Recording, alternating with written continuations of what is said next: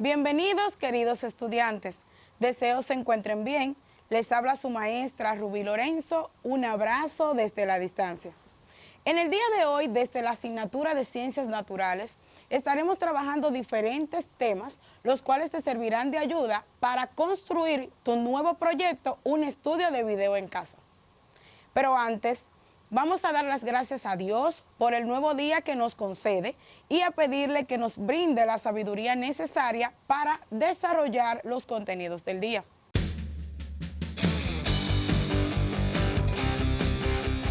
En esta ocasión, estaremos validando diferentes temas, dentro de los cuales podemos mencionar la temperatura y el calor. Sé que te preguntarás, ¿en qué se relaciona la temperatura y el calor con la realización de un estudio de video en casa enfocado al virus del COVID-19?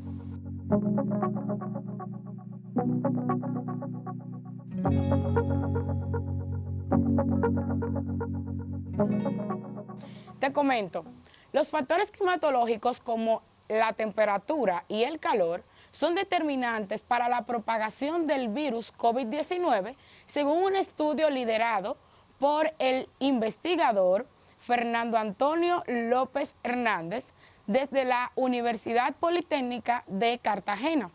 El mismo estuvo acompañado de diferentes investigadores desde Canadá y Brasil. Esta investigación fue publicada en la revista Geographic Analysis. Partiendo de esto, surgen ciertas preguntas, como por ejemplo, ¿la temperatura de nuestro país es favorable o no para la propagación del virus COVID-19?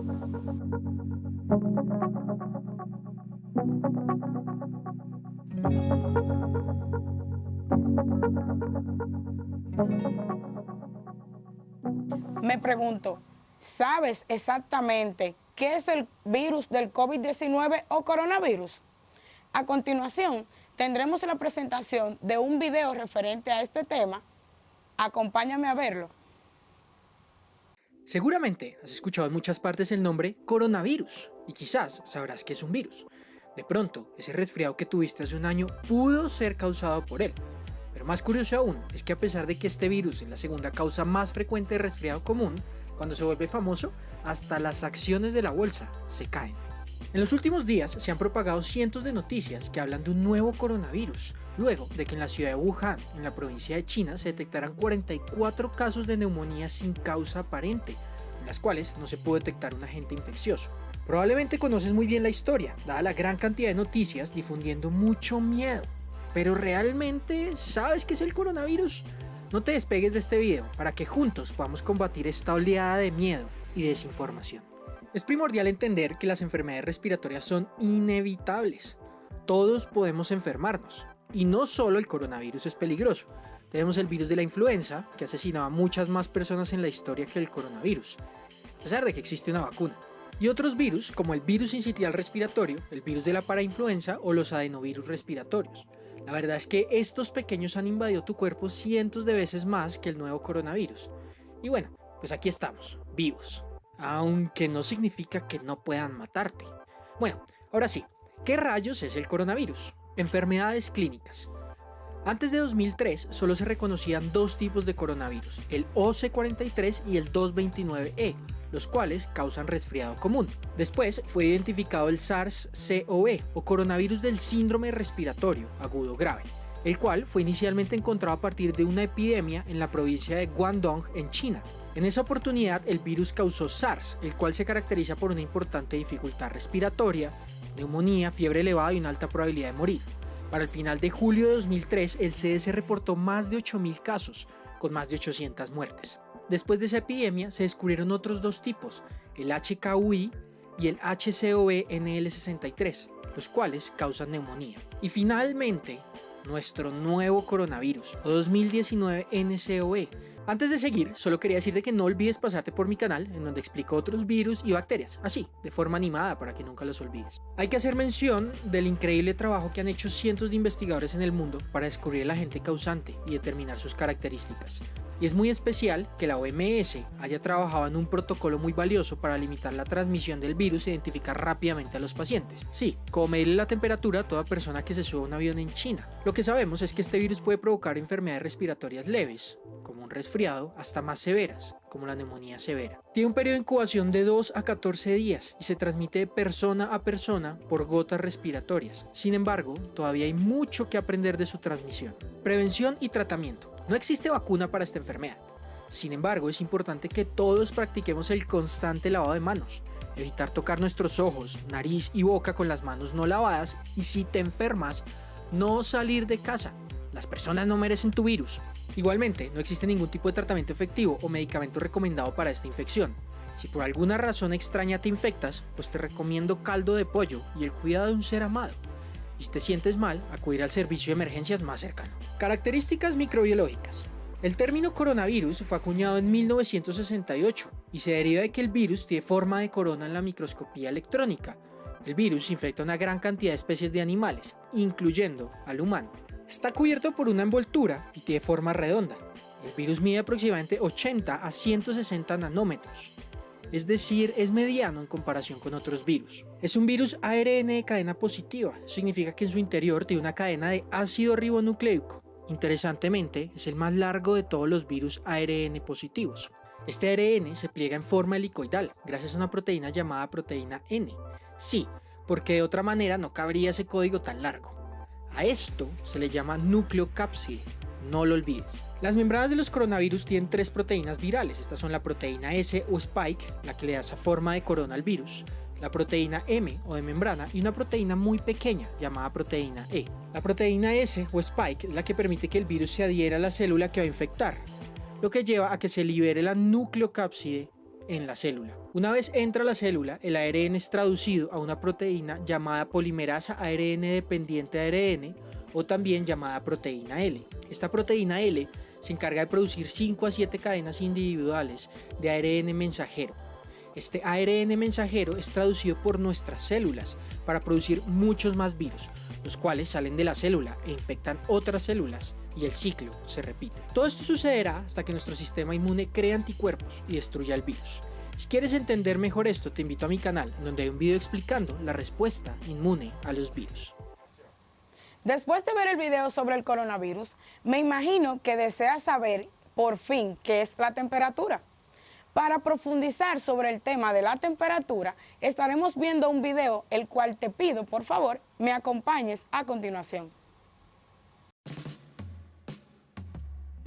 En este vídeo vamos a hablar sobre la temperatura, comentaremos lo que es, cómo medirla y hablaremos un poco de sus límites y las escalas más comunes en las que se mide. Empezaremos explicando primero lo que es. La temperatura es una forma de representar a escala macroscópica la velocidad media de las partículas de un sistema. Es decir, si tenemos dos sistemas similares, diremos que tiene mayor temperatura aquel en el que sus partículas se mueven a mayor velocidad. En el caso de los sólidos, en el que las posiciones de sus átomos están más fijas, la temperatura será una medida de la vibración de dichos átomos en torno a sus posiciones de equilibrio. Para medir la temperatura, como todos sabemos, se utiliza un termómetro. Vamos a comentar rápidamente el funcionamiento de los más usuales. El primero y más común es el de mercurio. El termómetro está compuesto por un tubo fino de vidrio unido a un pequeño depósito lleno de mercurio. Cuando aumenta la temperatura, el mercurio se expande, sube por el tubo y midiendo la altura que alcanza el líquido podemos calcular su temperatura. Es frecuente también usar como fluido alcohol teñido de rojo. Y para termómetros de alta precisión se utiliza un gas. Y, aunque el sistema es un poco más complejo, el principio de funcionamiento es similar. Otro termómetro también bastante usual es el de resistencia eléctrica. Ya sea usando un hilo metálico o un semiconductor, el sistema es el mismo. Cuando el material que estamos usando se calienta, su resistencia varía. Usando un circuito eléctrico podemos medir dicha resistencia y a partir de esta medida y las propiedades del material podemos calcular su temperatura.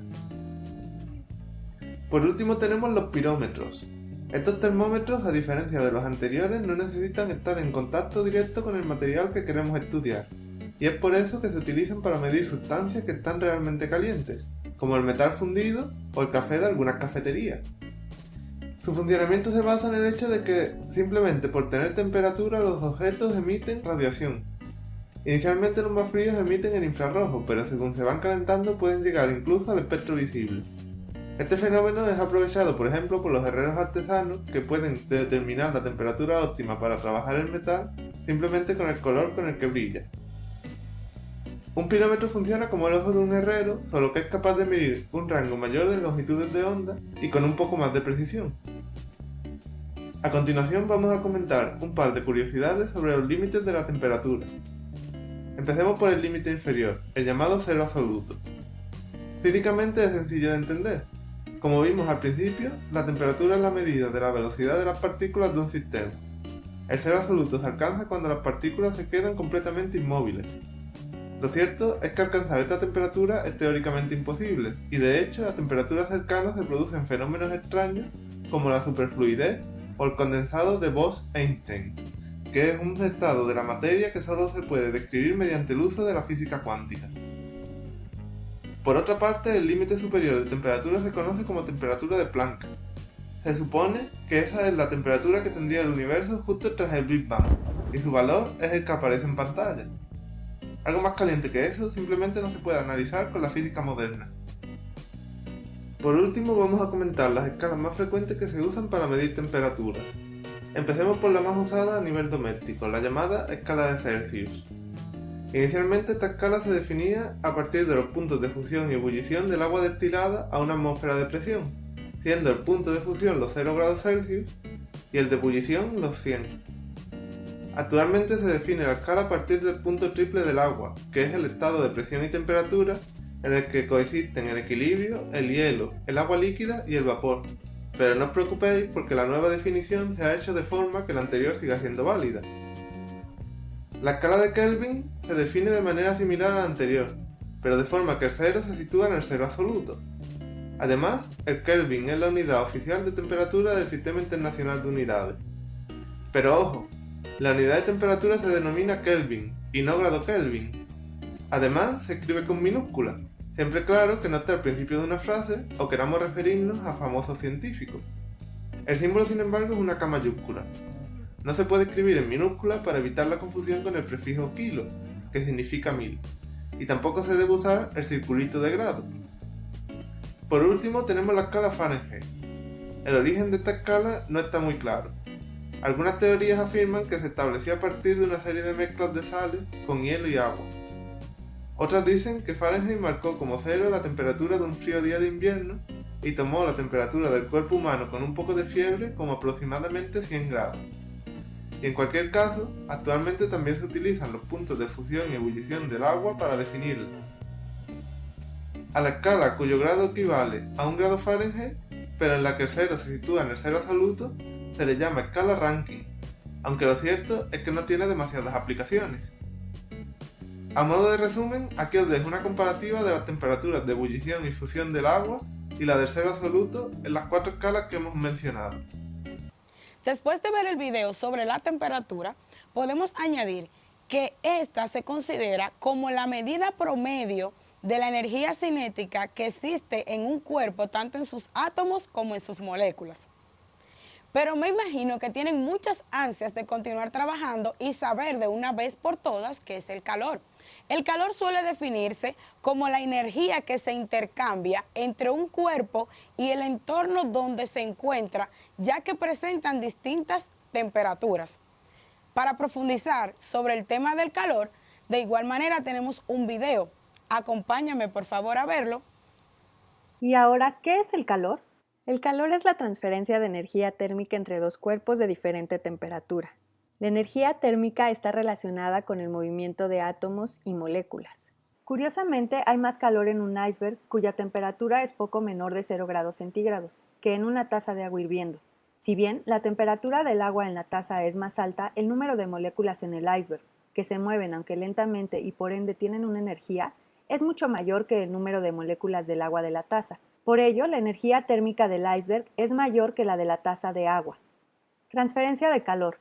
El calor se transmite en forma espontánea entre dos cuerpos de diferentes temperaturas. Si se coloca en la mano una piedra caliente, digamos a 40 grados centígrados, habrá una transferencia de energía térmica o calor de la piedra a la mano, la cual se calentará. Pero si se pone en la mano un hielo, esta cederá energía térmica o calor al hielo, que está más frío, y la mano se enfriará. En los ejemplos anteriores, la piedra se enfría y la mano se calienta, y el hielo se derrite y la mano se enfría, pues el cuerpo más caliente le transfiere energía térmica al más frío, siempre en ese sentido. También se transmite calor cuando alguien se acerca a una fogata. El calor del fuego se transmite al aire y de este al cuerpo, que se calienta. Si por otro lado, durante un día helado se sale al exterior sin abrigo adecuado, el calor del cuerpo se transfiere al aire que lo rodea y se siente inmediatamente frío. Como se observa, al transmitirse energía térmica, el cuerpo que cede energía se enfría y el que la recibe se calienta. En otras palabras, el calor siempre viaja de algo caliente a algo frío, nunca al revés. Cuando dos cuerpos con diferente temperatura entran en contacto térmico y hay una transferencia de calor entre ellos, al paso del tiempo ambos alcanzan la misma temperatura y ya no fluye calor entre ellos. En ese momento se dice que han alcanzado el equilibrio térmico. ¿Cómo ocurre la transferencia de calor? Existen tres formas en las que ocurre el desplazamiento o transferencia de calor entre diferentes sustancias u objetos: conducción, convección y radiación. Después de ver el video sobre el calor, me imagino que te gustaría seguir profundizando sobre este tema. Y es por eso que te invito a ver nuestro siguiente video sobre la transferencia del calor.